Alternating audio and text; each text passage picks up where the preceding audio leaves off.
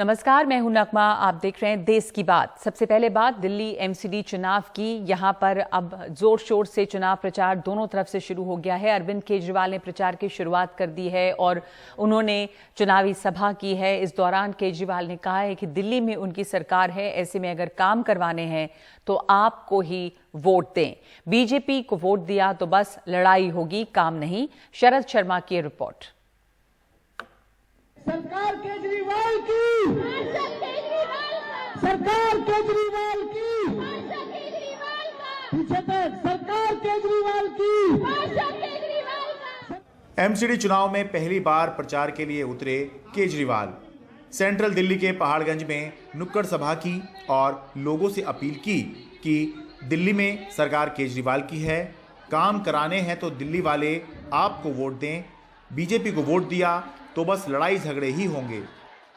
दिल्ली में हमारी सरकार, एमसीडी में भी सरकार बनने जा रही है, तो दिल्ली में काम तो हम ही कराएंगे। अगर गलती से भी आप लोगों ने बीजेपी वाले को जिता दिया, काम सारे बंद हो जाएंगे।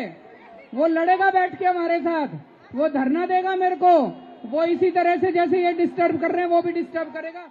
एमसीडी चुनावों में अपनी पहली नुक्कड़ सभा में केजरीवाल ने दिल्ली में पूर्वांचल का बड़ा चेहरा और पूर्व कांग्रेस सांसद महाबल मिश्रा को पार्टी में शामिल कराया। केजरीवाल ने दिल्ली वालों से अपील की कि आपको 250 में से 230 सीटें जिताएं। आप लोगों ने 70 में से 67 सीट दी थी, अब मेरे को उसी का टेस्ट आ गया। 70 में से 67, उससे कम नहीं चलेगा। बिल्कुल। तो 200 में 250 में से 230 सीट चाहिए। हाल के दिनों में बीजेपी जमकर आम आदमी पार्टी को घेरने की कोशिश कर रही है, लेकिन पार्टी के कार्यकर्ता और समर्थक जीत को लेकर आश्वस्त हैं।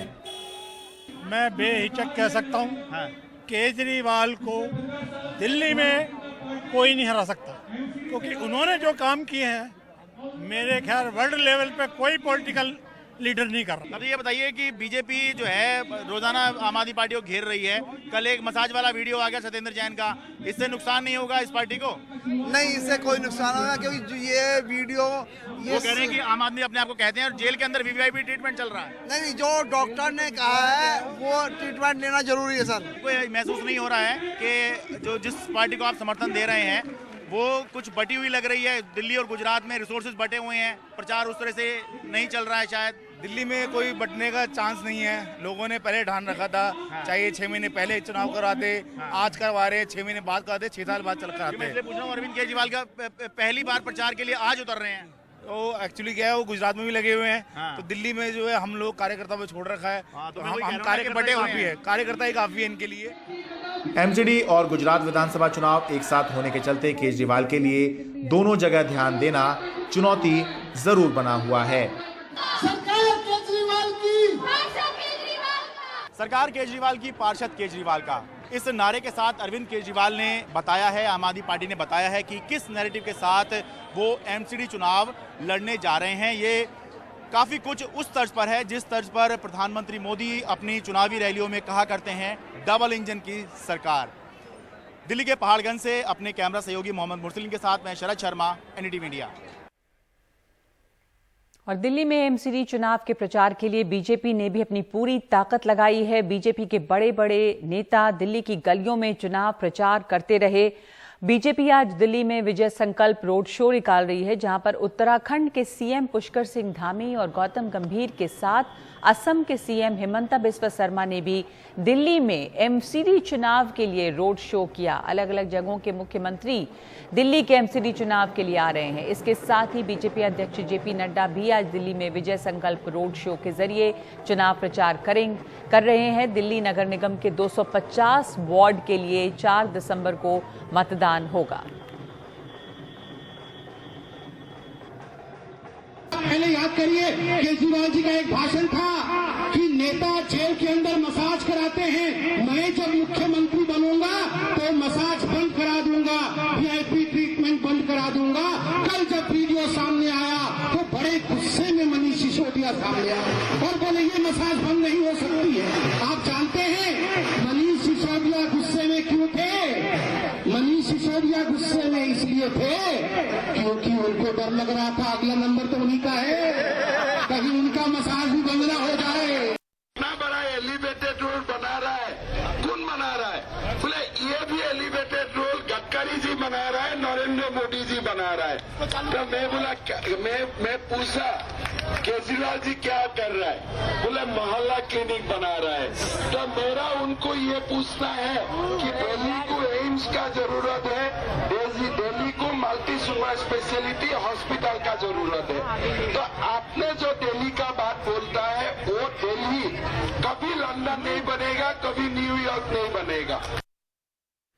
श्रद्धा मर्डर केस में दिल्ली पुलिस लगातार सबूत जुटाने में जुटी हुई है। दिल्ली पुलिस आज छतरपुर के मैदान गढ़ी में पहुंची और एक तालाब की जांच की। पुलिस को शक है कि आफताब ने श्रद्धा का सर इसी तालाब में फेंका।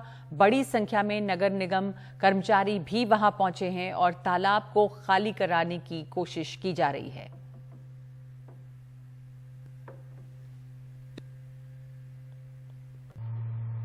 जहां पर मैं खड़ा हूं ये छतरपुर का इलाका है और ये सामने जो जंगल है, इस जंगल से ही पुलिस ने श्रद्धा के शव के टुकड़े बरामद किए हैं। लेकिन जंगल से सटा जो तालाब है, इस तालाब को अब पुलिस खाली करवाने की कोशिश कर रही है। हालांकि तालाब में पानी बहुत ज़्यादा है। जानकारी ये मिली है कि श्रद्धा के शव के कुछ टुकड़े, खास तौर से सिर, आरोपी ने इसी तालाब में फेंक दिया था। तो पुलिस इस तालाब को खाली करवाने की कोशिश कर रही है और यहाँ पर दिल्ली नगर निगम की गाड़ियां भी आई हैं। इस इलाके के प्रधान मेरे साथ हैं, उनसे बात करते हैं। महावीर जी क्या कार्रवाई हो रही है यहाँ पर? यहाँ पे ये सुबह से ये जो दिल्ली जल बोर्ड के टैंकर हैं, उनके थ्रू ये पानी निकाल रहे हैं और जैसे हिसाब से ये बता रहे हैं उस हिसाब से तो कम से कम ये 1-2 महीना लग जाएगा, लेकिन ये तालाब खाली नहीं होगा। तो पुलिस यहाँ कब से आ रही है? पुलिस आज सुबह से कंटिन्यू आ रही है, पुलिस भी। और ये जल बोर्ड के जो बड़े वाटर टैंक के पानी निकाल रहे हैं, सुबह से ये कंटिन्यू हो रहा है ये काम। अच्छा, क्या बता रहे हैं, क्यों निकाला जा रहा है? वो कह रहे हैं श्रद्धा मर्डर जो हुआ है उसमें कुछ ऐसा सुनने में आया है कि उसके शरीर का कुछ टुकड़ा इस तालाब में उन्होंने डाला, बताया। अच्छा। इस बात जो भी है, जो नाम जिसने मर्डर किया है, अच्छा, उसके विषय में। इसलिए यहाँ पे आप देख लीजिए, सामने पुलिस की गाड़ी खड़ी हुई है, जल बोर्ड के टैंकर खड़े हुए हैं बड़े बड़े, और इससे बड़ा नुकसान हो जाएगा ऐसे। तो आप देखिए कि यहाँ पर दिल्ली पुलिस के अधिकारी जल बोर्ड के टैंकर लेकर पहुंचे हैं और आज सुबह से यहाँ पर जो तालाब का पानी है वो खाली किया जा रहा है। ये तालाब बिल्कुल उस जंगल से सटा हुआ है जिस जंगल में आरोपी ने श्रद्धा के शव के टुकड़े फेंके थे और उसके बगल में ही तालाब है। तो आफताब ने पूछताछ में कहा है कि उसने श्रद्धा का सिर और कुछ शव के टुकड़े इस तालाब में फेंके हैं। उसी को बरामद करने के लिए दिल्ली पुलिस यहाँ पहुंची है। मैं कोशिश करता हूं कि आपको वो टैंकर भी दिखाऊं जो दिल्ली पुलिस यहाँ पर लेकर आई है। जल बोर्ड के टैंकर हैं और आज सुबह से इन टैंकर्स के जरिए पुलिस लगातार पानी निकालने की कोशिश कर रही है। बहुत सारा पानी निकाला भी गया है और आप देखें कि ये दिल्ली नगर निगम के टैंकर हैं, माफ़ करिए, दिल्ली नगर निगम के टैंकर हैं और उनके तमाम जो कर्मचारी हैं वो यहाँ पर मौजूद हैं। ये 2 से 3 टैंकर यहाँ पर खड़े हुए हैं। एक जेसीबी मशीन खड़ी हुई है, दिल्ली पुलिस की गाड़ी ये राइट में खड़ी हुई है। तो यहाँ पर आज सुबह से ये कोशिश की जा रही थी कि जो पानी भरा हुआ है तालाब में, उस पानी को कम किया जाए या निकाला जाए।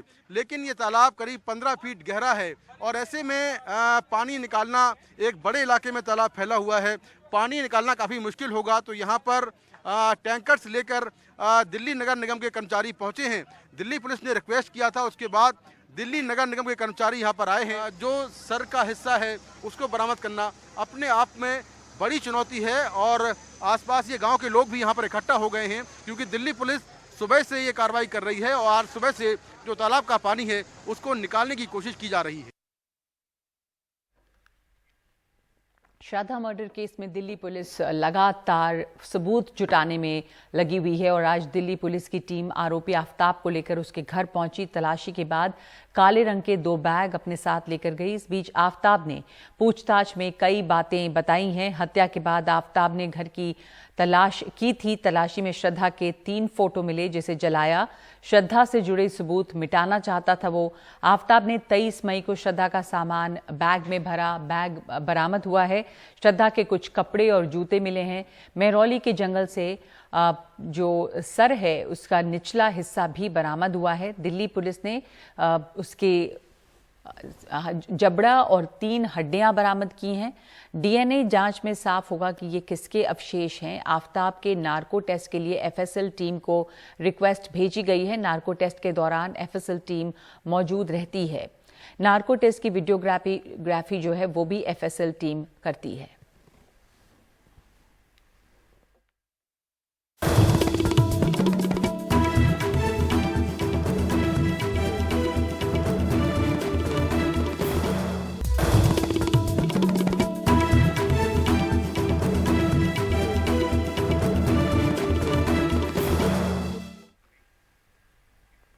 कर्नाटक के मैंगलुरु में ऑटो रिक्शा में बड़ा विस्फोट हुआ। धमाके के बाद अब कर्नाटक पुलिस ने खुलासा किया है कि ये धमाका एक दुर्घटना नहीं है, ये आतंकी वारदात है। ये जानकारी डीजीपी कर्नाटक ने दी है और ये भी बताया जा रहा है कि धमाके का मकसद ज्यादा से ज्यादा नुकसान पहुंचाना था।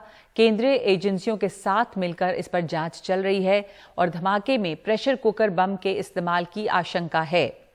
कल हुए धमाके में 2 लोग घायल हुए थे। विस्फोट के बाद इलाके में काफी अफरा तफरी है और अलर्ट जारी किया गया है।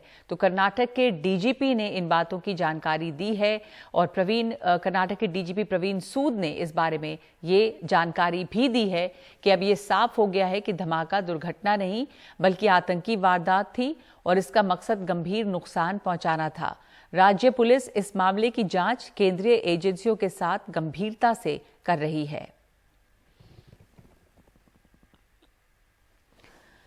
ये कम तीव्रता वाला बम था। सेहत ठीक होने पर घायल यात्री का बयान लेंगे। घायल यात्री कर्नाटक के हैं। कुछ महीनों में से वो बाहर थे। घायल यात्री से आधार कार्ड हुबली का मिला है। जब्त आधार कार्ड घायल यात्री का नहीं है, किसी का खोया हुआ आधार कार्ड लगता है। आधार कार्ड वाले शख्स की तलाश चल रही है। फोरेंसिक टीम और विशेषज्ञों की जांच भी चल रही है। बेंगलुरु समेत कई जगहों पर जांच जारी है। हम नहीं जानते कि उनकी योजना क्या थी।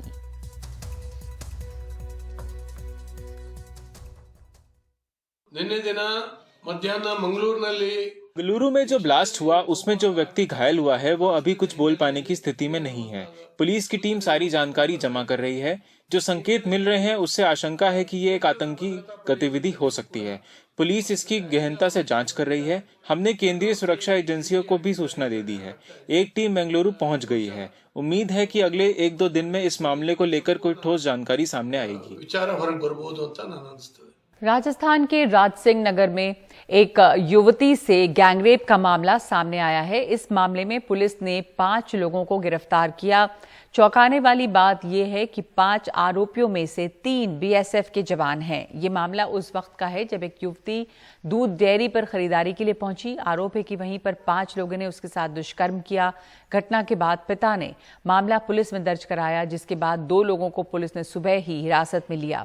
जवानों को लेकर बीएसएफ के अधिकारियों को सूचित किया गया और उसके बाद अधिकारियों द्वारा जांच के लिए तीनों जवानों को पुलिस को सौंपा गया है। अब आरोपियों की जल्द ही पेशी होगी। आज प्रातः राजनगर थाने में एक युवती ने उपस्थित होकर 5 युवतियों द्वारा बलात्कार करना बताया और जिनमें से 2 सिविलियन है और 3 बीएसएफ के कर्मचारी होना बताया। हमने 2 जो सिविलियन है उनको सुबह ही राउंड अप कर लिया था और उनसे अनुसंधान जारी है। जो बीएसएफ के कर्मचारी हैं उनसे हमने बीएसएफ के अधिकारियों से चर्चा करी, उनसे पत्राचार किया तो उन्होंने अनुसंधान के लिए अग्रिम अनुसंधान के लिए SHO राजनगर को तीनों कर्मचारियों को स्वीकृत कर दिया। अब अनुसंधान जारी है। नियमानुसार जैसा भी अनुसंधान से आएगा उसके अनुसार कार्रवाई। भारतीय पुरातत्व सर्वेक्षण विभाग यानी कि ASI विश्व धरोहर सप्ताह मना रहा है। कोलकाता में इसकी थीम है दुर्गा पूजा। इस मौके पर खास प्रदर्शनी लगाई गई है जिसमें कोलकाता के विश्व प्रसिद्ध दुर्गा पूजा के अलग अलग रूप को प्रदर्शित किया गया है। प्रदर्शनी के अलावा भी कई और सांस्कृतिक कार्यक्रम तय किए गए हैं। यूनेस्को की विश्व धरोहर सूची में कोलकाता की दुर्गा पूजा शामिल है। प्रदर्शनी के बारे में और ज्यादा जानकारी दे रहे हैं हमारे सहयोगी Saurabh Gupta. World heritage week पूरा दुनिया में मनाया जा रहा है और इस साल कोलकाता का दुर्गा पूजा यूनाइटेड नेशंस के intangible cultural heritage of humanity का जो लिस्ट है उसमें शामिल किया गया है। लेकिन दुर्गा पूजा सिर्फ पंडाल और पूजा के समय नहीं, दुर्गा पूजा के पीछे एक बहुत बड़ा हेरिटेज है, कल्चरल हेरिटेज है और उसको सामने लाने के लिए कोलकाता सेंटर फॉर क्रिएटिविटी में एक एग्जीबिशन का आयोजन किया गया है वर्ल्ड हेरिटेज वीक के दौरान, ताकि दुर्गा पूजा के साथ जुड़े हुए जो हेरिटेज है वो भी लोग देख पाए। हमारे साथ है नीना दीवान जो कोलकाता सेंटर फॉर क्रिएटिविटी का डायरेक्टर है। मैम, आपसे जानना चाहेंगे, पहले तो दुर्गा पूजा एक बहुत बड़ा सेलिब्रेशन है, सेलिब्रेशन हो चुका है, अब हम वर्ल्ड हेरिटेज वीक सेलिब्रेट कर रहे हैं और यहाँ पे दुर्गा पूजा का ये जो एग्जीबिशन है, क्यों आप यहाँ पे एग्जिबिट कर रहे हैं? ज़रूर, क्योंकि ये हेरिटेज वीक है तो इस साल तो हमारे लिए वेस्ट बंगाल में ये बहुत गर्व की बात है कि दुर्गा पूजा को शामिल किया है यूनेस्को ने अपनी लिस्ट में। और ये कोई छोटी बात नहीं है क्योंकि उसके बहुत सारे फ़ायदे भी होते हैं जो जब हम एक यूनेस्को की लिस्ट में आ जाते हैं। और ये जो होता है ये फिर अब वर्ल्ड प्राइड बन जाता है, सिर्फ नेशन या स्टेट प्राइड बन के नहीं रहता है। तो जब हम हेरिटेज वीक इस साल सेलिब्रेट करने का सोचे तो इससे बड़ा और क्या हमारे पास टॉपिक हो सकता था दुर्गा। उसका एक और भी रीज़न था क्योंकि दुर्गा को हम लोग जानते हैं खाली जो हम पंडाल में देखते हैं कि वो जो आर्टिस्टिक साइड जो हम डेवलप करते हैं उस टाइम पे कि बहुत इकोनॉमी भी बूम होती है क्योंकि बहुत सारे लोगों को काम मिलता है, ये सब एस्पेक्ट हम जानते हैं। बट अगर हम ये नहीं जानते कि दुर्गा से रिलेटेड बहुत सारे एस्पेक्ट हैं जिनकी कलेक्शन जो है वो आर्काइव्स में भी है। एग्जैक्टली जो मैं पूछने वाला था आपको कि क्या क्या यहाँ पे दिखाया गया है, एग्जीबिशन में रखा गया है। तो हमने वही दिखाया है कि खाली जो पैंडल में देखते हैं दुर्गा की मूर्ति और साथ में उनके बच्चे आए हैं, फैमिली आई है, वो सिर्फ देखते हैं हम, और उन्होंने महिषासुर को मारा, हम उतना ही देखते हैं। बट यहाँ पर सिर्फ वो नहीं है, यहाँ पर आपको दिखाई देगा एक बोट म्यूजियम है कि बोट म्यूजियम जो है वो दिखा रहे हैं कि कैसी नौका में मिट्टी लाई जाती है दुर्गा को बनाने के लिए। यहाँ पे कूच बिहार का आर्काइव म्यूजियम है जहाँ पे मैन्यूस्क्रिप्ट्स हैं दुर्गा पूजा से रिलेटेड जो 200-300 साल पुरानी है। वहाँ पे पूरा जो उनकी राजबाड़ी, डिफरेंट राजबाड़ी में डिफरेंट समय पर डेवलप हुई है पूजा, तो उनकी फ़ोटोज़ हैं उनके पास आर्काइव में कि पहले कैसे थी, अब कैसी हुई। आप देखेंगे बीच बीच में कहीं पे उनकी फैमिली थी ही नहीं पहले शुरुआत में, धीरे धीरे दुर्गा माँ की फैमिली भी ऐड हुई। तो इस तरह से वेरिएशंस हैं बहुत सारे जो यहाँ पे कलेक्शन में हैं। और ये जो दिस इज़ समथिंग जो आपको और कहीं देखने को नहीं मिलेगा क्योंकि आप पहली बात पता ही नहीं लोगों को कितने म्यूजियम्स में ये सब एग्जिस्ट करता है, और दूसरा एक जगह पे आ करके आप 20-21 जगहों का एक साथ कलेक्शन देख पा रहे हैं, ये बहुत बड़ी बात है। और ये रियली बहुत डिफ़िकल्ट भी था हमारे लिए इतने सारे म्यूजियम्स को अप्रोच करके उनको रिक्वेस्ट करना कलेक्शन लाने के लिए। तो जैसे कि मैम बता रहे थे, दुर्गा पूजा का सेलिब्रेशन तो है ही, धूमधाम से कोलकाता में दुर्गा पूजा सेलिब्रेट किया जाता है, बहुत बड़ी स्तर पे सेलिब्रेशन होता है, लेकिन उसके साथ जुड़े हुए जो कल्चरल हेरिटेज है जिसकी वजह से इस लिस्ट में, यूनेस्को के इस लिस्ट में दुर्गा पूजा को शामिल किया गया है, उसके पीछे जो कहानी है, जो एग्जीबिशंस है, जो मैन्युस्क्रिप्ट्स है, जो पुराने कैसे अंग्रेज़ों के साथ दुर्गा पूजा के समय परमिशन नहीं दिया गया था या परमिशन वापस किया गया था या चिट्ठी लिखकर परमिशन लिया गया था, ये सारी चीज़ जो है दुर्गा पूजा से जुड़े हुए जितने हमारे इतिहास के जो पॉइंट्स है वो सब कुछ यहाँ पे इस एग्जीबिशन में वर्ल्ड हेरिटेज वीक के जो सेलिब्रेशन है उसमें आपको यहाँ पे आके आप देख सकते हैं। कैमरा पर्सन अनिरुद्ध त्रिपाठी के साथ कोलकाता से सौरभ गुप्ता, NDTV इंडिया।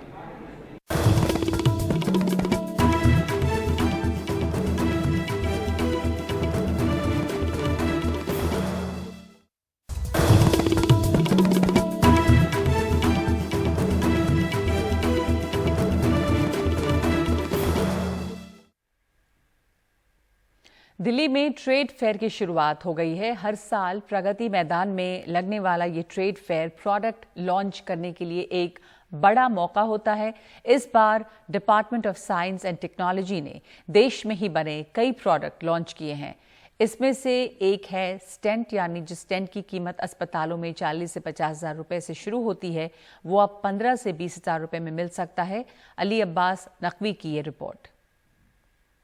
जो इस वक्त ट्रेड फेयर के अंदर एक नई चीज़ आई है वो खुद हमारे इंडियन ने एक प्रोडक्ट्स बनाए हैं। वो ये प्रोडक्ट्स बने हैं कि जिससे हम आप देखेंगे कि जो हार्ट से रिलेटेड जो अटैक पड़ता है, कैसे कैसे उसको सस्ते से सस्ते रुपए में उनकी सहूलियत पाया जाए, तो वो हमारी सारी यहाँ पे जो department of science and technology है उन्होंने भी अपने प्रोडक्ट्स बनाए। उनसे बात करते हैं। मैम, क्या क्या ये आपके प्रोडक्ट्स आपने बनाए, कुछ बताएंगे? हमारे यहाँ पे हार्ट और ब्रेन दोनों के बहुत सारे डिवाइसेस आप देख रहे हैं। हमारा ये देश का सबसे पहला हार्ट वेल हमारे इंस्टीट्यूट में डेवलप हुआ था, और यहाँ इसका ये है फर्स्ट जनरेशन हार्ट वेल और ये है थर्ड जनरेशन हार्ट वेल, जहाँ पे आप एक गोल्डन कोटिंग भी देख सकते हैं, ताकि अगर मरीज़ ने हार्ट वेल ले भी लिया तो उनको आसानी से MRI वगैरह करने में सुविधा होती है।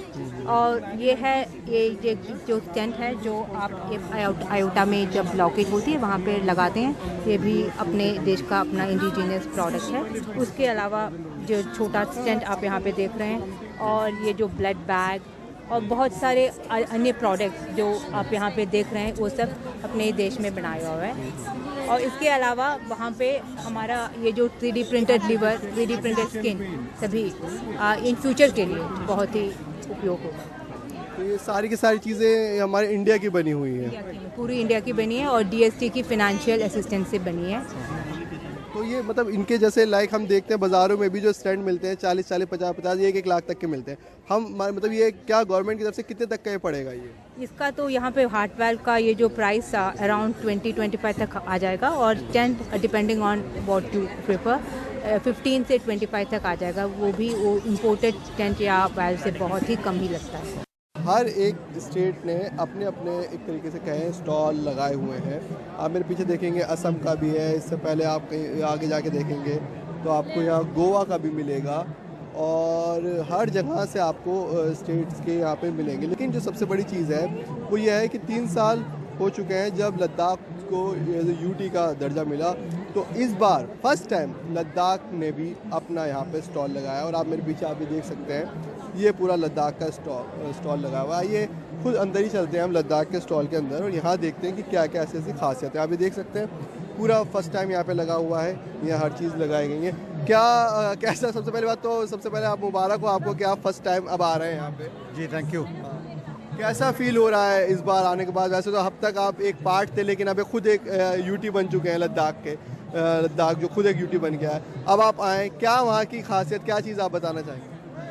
बेसिकली तो लद्दाख तो एग्जिस्टेंस में बहुत पहले से था, लेकिन यूनियन टेरिटरी बनने के बाद फिर अभी हमारे जो इंडस्ट्रीज एंड कॉमर्स डिपार्टमेंट है वो हमारे आर्टिजन्स को हैंडीक्राफ्ट, हैंडलूम, फूड प्रोसेसिंग, इन सभी चीज़ों में बहुत सारे प्लेटफॉर्म्स प्रोवाइड कर रहे हैं आजकल। तो हम हर साल आके दिल्ली हट में हम अपना इंचांटिंग लद्दाख एक 15 डेज़ का भी हम एग्जीबिशन रखते हैं। तो इंटरनेशनल ट्रेड फेयर में इस बार हमारा फर्स्ट टाइम पार्टिसिपेशन है। ये एक अच्छी चीज़ है कि अब जो लोग हर स्टेट्स के रीति रिवाज, वहाँ के कल्चर, वहाँ के जो प्रोडक्ट्स के बारे में देखना चाहते हैं, तो लद्दाख अभी तक मिस था, क्योंकि 3 साल से जब वो अपना एक अलग यूटी बन गया तब तक वो उसका कोई स्टॉल नहीं लगा था, लेकिन अब डल गया है।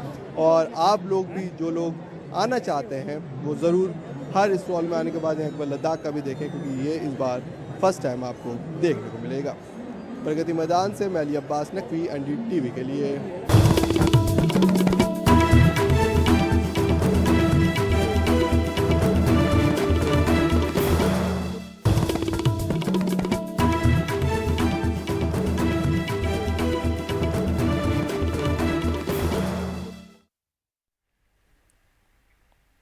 आज से कतर में फीफा वर्ल्ड कप 2022 की शुरुआत हो रही है। फीफा वर्ल्ड कप 2022 इस बार 20 नवंबर से 18 दिसंबर तक चलेगा। कतर के 8 स्टेडियम में 32 टीमों के बीच 64 मैच खेले जाएंगे। आज पहला मैच मेज़बान कतर और इक्वाडोर के बीच है। 13 से 14 दिसंबर को सेमीफाइनल और 18 दिसंबर को फीफा वर्ल्ड कप 2022 फाइनल खेला जाएगा। ओपनिंग सेरेमनी का मुख्य आकर्षण साउथ कोरिया का मशहूर पॉप बैंड BTS है। दिग्गज फुटबॉल खिलाड़ी मेसी और रोनाल्डो जैसे कई सितारे आखिरी बार फीफा वर्ल्ड कप में खेलते दिखाई देंगे।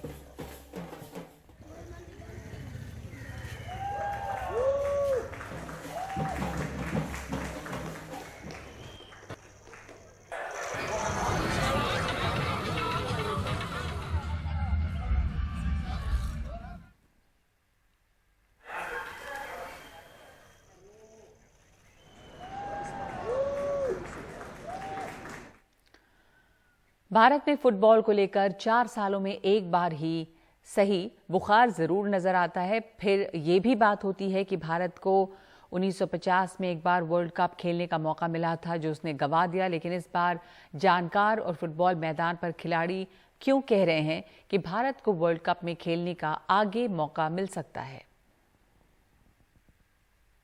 फुटबॉल वर्ल्ड कप के शुरू होते ही भारत में भी फुटबॉल का फीवर, फुटबॉल का बुखार चढ़ने लगता है। जैसे क्रिकेट में सालों भर भारतीय एक तरह से क्रिकेट का बुखार होता है, कम से कम इस एक महीने 4 साल में एक बार फुटबॉल का बुखार भारत पे ज़रूर चढ़ता हुआ दिखता है। हमारे साथ बहुत सारे फुटबॉल एंथुजियास्ट हैं, दो फॉर्मर फुटबॉल प्लेयर हैं। ये कुछ बच्चे हैं, ये सुदेवा स्कूल है, यहाँ पे फुटबॉल की एकेडमी चलती है। और ये कुछ बच्चे हैं जो कि विदेशों में खेल के आए। ये सुपरस्टार है शुभो, कबीर, गिलमान कश्मीर से आए हैं। ये इनके पिताजी महताब आपके पिताजी खेलते थे इंडिया से। तो हमारे साथ एक फुटबॉल एंथुजियास्ट की टीम है। सबसे पहले अनाजी सर आपसे शुरू करते हैं। आपने इंडिया खेला है और विमेंस टीम के कोच भी रहे हैं। ये जो अभी बुखार आया है, ये बुखार 4 साल कंटिन्यू नहीं होता, लेकिन कम से कम ये अच्छा दिखता है कि अगर बुखार है इसका मतलब फुटबॉल के फैंस हैं इंडिया में। आपने बहुत अच्छी बात कही। यहाँ पर ये जो एटमॉस्फेयर दिख रहा है ये करीब 8 साल से चल रहा है। तो ऐसे सेटअप अगर पूरे इंडिया के अंदर हो, जैसे सुदेवा का एकेडमी है, ऐसे अगर सेटअप पूरे इंडिया में हो तो फुटबॉल का बढ़ावा मिलेगा इंडियन टीम को। फुटबॉल का बढ़ावा तो मिलेगा, जैसे आप लोग कर रहे हैं, बहुत सारे काफ़ी सालों से इस स्कूल का नाम भी है।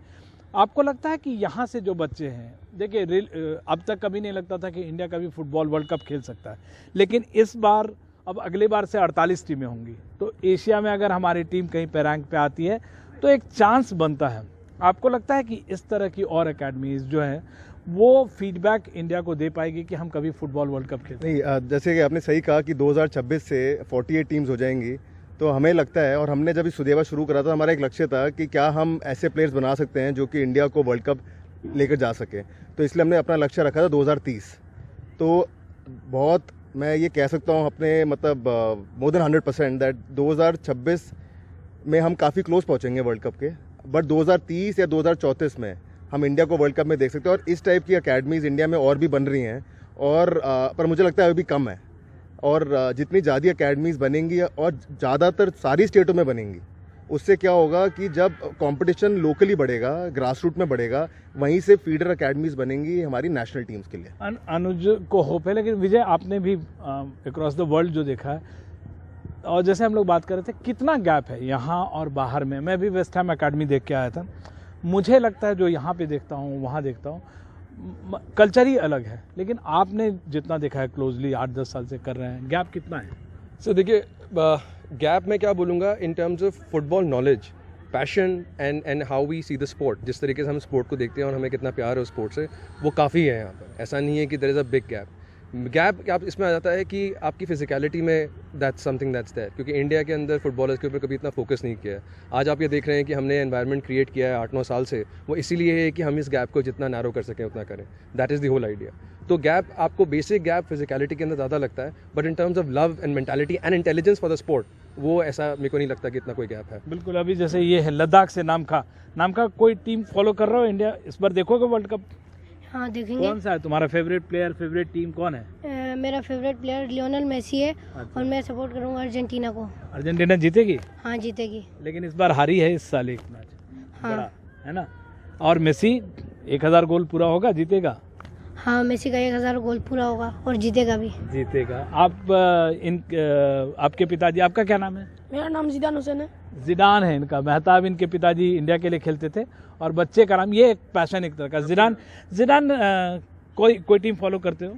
हाँ, इंग्लैंड। और कौन प्लेयर है? Alexander Arnold. अच्छा, वेरी गुड। और शुभो है, शुभो के साथ खूबी है, ये बायर्न म्यूनिख खेल के आए हैं, इंडिया के अकेले हैं आप वहाँ पे। आप बायर्न म्यूनिख में खेला और यहाँ पे है। जैसे मैं पूछ रहा था विजय से, अनुज से, कितना गैप है बच्चे, या आप वहाँ पे कितना सस्टेन कर रहे थे, आप एक्सेल कर रहे थे, या आपको लग रहा था काफ़ी करने की ज़रूरत है? गैप तो ज़्यादा नहीं है, लेकिन उन लोग बच्चे बहुत पहले से खेलते हैं, मतलब छोटे से खेलने का मन होता है उनको। उनका पेरेंट्स भी सपोर्ट करते हैं, और उनके उधर बहुत सारा एकेडमी से फुटबॉल के चर्चे बहुत है उन पर। तो इंडिया में है लेकिन उतना ज़्यादा नहीं है। तो अगर इंडिया में भी होगा तो गैप नहीं होगा उतना ज़्यादा। गैप नहीं होगा। आप किस टीम को फॉलो कर रहे हो? ब्राज़ील। ब्राज़ील को। सब ब्राज़ील के फैन इंडिया में बहुत ज़्यादा हैं, ब्राज़ील के, फ्रांस के। आप कबीर किसको फॉलो करते हो? मैं अर्जेंटीना को। और प्लेयर? मेसी को। गिलमान के साथ है, ये कश्मीर से हैं। गिलमान किस प्लेयर को फॉलो करते हो, कौन सी टीम को? सर मैं इंग्लैंड की टीम को फॉलो करता हूँ और इंग्लैंड में मैं यूथ प्लेयर्स को ज़्यादा फॉलो करता हूँ, जैसे बुकायो साका, और तो वो मेरी इंस्पिरेशन है ईपीएल की वजह से। यस, ईपीएल टेलीविज़न का बहुत फ़र्क पड़ा है सर, और ये ज़रूर है जैसे कि विजय कह रहे थे कि इंटेलिजेंस है, फुटबॉल अवेयरनेस बहुत बढ़ा है। आपको लगता है कि जैसे एकेडमीज़ के साथ इन्होंने जोड़ा है, इस तरह के कार्यक्रम की बहुत ज़्यादा शायद ज़रूरत है, और तब हम मतलब ये कह सकते हैं जैसे 2030 का एम कर रहे हैं, क्या हो सकता है 2026 में भी अगर हमारी टीम वहाँ पे जाए, लेकिन क्या हम उस दिशा में, बहुत सारा फेडरेशन में भी चेंज हुआ, क्या हम उस दिशा में जा भी रहे हैं? सबसे पहली बात, जैसे सुबह ने कहा कि हमें ग्रास रूट के ऊपर ध्यान देना चाहिए। रही बात 2026 की, 8 एशियन कंट्री के अंदर हमारा 8वां नंबर आ सकता है अगर हम आगे नहीं बोलते। जैसे ईरान है, साउथ कोरिया, नॉर्थ कोरिया, उसमें जापान है, इनसे तो आगे हम अभी नहीं कोई बात नहीं, लेकिन हम 8वें नंबर पे आएंगे तो हम किसी तरह से क्वालिफाई करेंगे, वर्ल्ड कप खेलेंगे, हमारा लक्ष्य पूरा हो सकता है। तो फुटबॉल का जोर भी है और लोगों की अपनी अपनी टीम है, अपने अपने पसंदीदा स्टार हैं। कौन जीतेगा ये अगले 1 महीने में पता चलेगा, लेकिन बुखार जारी रहेगा। दिल्ली से विमल मोहन, एनडीटीवी इंडिया। और भारत में सबसे ज्यादा आमतौर पर Brazil, Argentina, France, Germany, Italy और स्पेन जैसी टीम के बड़े फैंस हैं। खेल रत्न पुरस्कार विजेता शरद कमल अच्छी फुटबॉल भी खेलते हैं और फुटबॉल की जानकारी रखते हैं। एक फैन के तौर पर वो किस टीम पर दांव लगा रहे हैं, देखिए।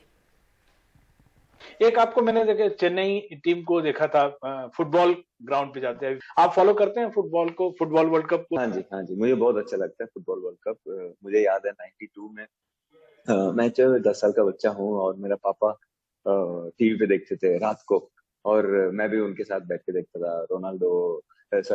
मैराडोना, ये सब उस जनरेशन का करेक्ट प्लेयर्स। तो वहीं से मुझे बहुत इंटरेस्ट है फुटबॉल में, और खास करके जब मैं यूरोप गया था तो मैं ये क्लब लीग्स जो है उसको क्लोजली फॉलो अभी भी करता हूँ।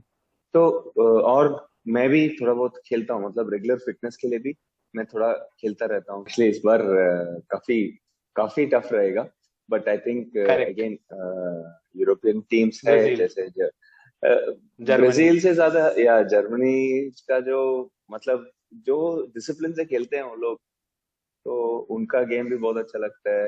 वो हमेशा नेदरलैंड्स का भी गेम अच्छा लगता है मुझे।